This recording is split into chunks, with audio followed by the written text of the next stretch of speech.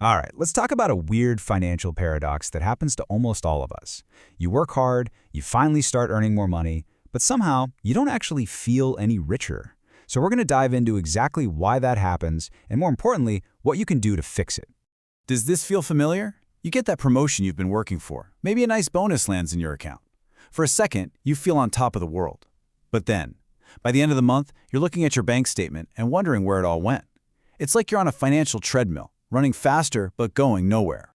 Well, there's actually a name for this sneaky thing. It's called lifestyle creep. Some people call it lifestyle inflation. Basically, it's our natural tendency to let our spending rise right up to meet our new income.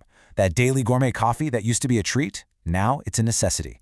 That fancier apartment, it's your new normal. And just like that, the extra money is gone. This little formula here just nails it. Your income arrow goes up, which is awesome.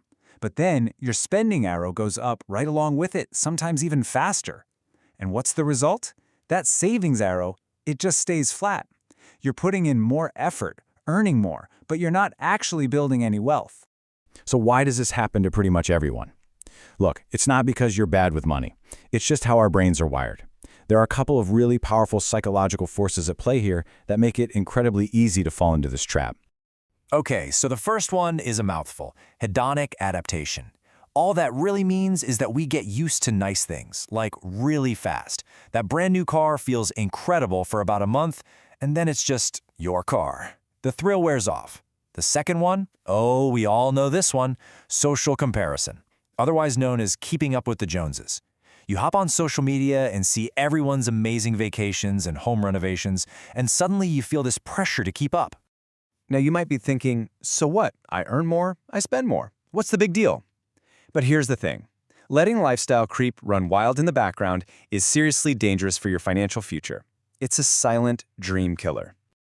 And this visual just says it all, doesn't it? Look at this over time. Your income is on a beautiful upward climb, your spending is happily climbing right beside it, but that savings bar, man, it is stubbornly flat. This is the very definition of running in place. And the real-world consequences are huge. We're talking about delaying retirement, not by a few years, but maybe by decades. It means you're trapped in that work-spend cycle, never feeling like you can afford to take a risk, change careers, or even just take a break. And at the end of the day, it means you never build that real, life-changing wealth that buys you freedom and security. Okay, but here's the good news. This is not some unstoppable force. You can absolutely fight back and win. It's not about being cheap or depriving yourself. It's just about being intentional. So let's walk through a super clear 4-step action plan to get you back in the driver's seat. Here's our battle plan. It's 4 simple steps.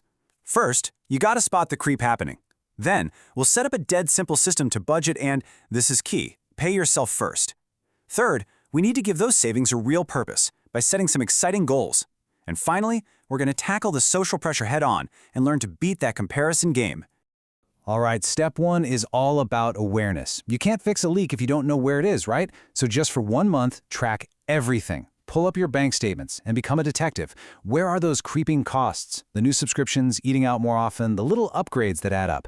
Then ask yourself, what's my savings rate? Am I saving the same percentage I was before my last pay raise? The answer might surprise you.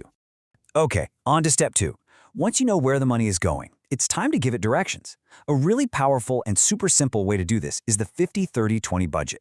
The idea is that 50% of your take-home pay goes to your absolute needs: rent, groceries, utilities.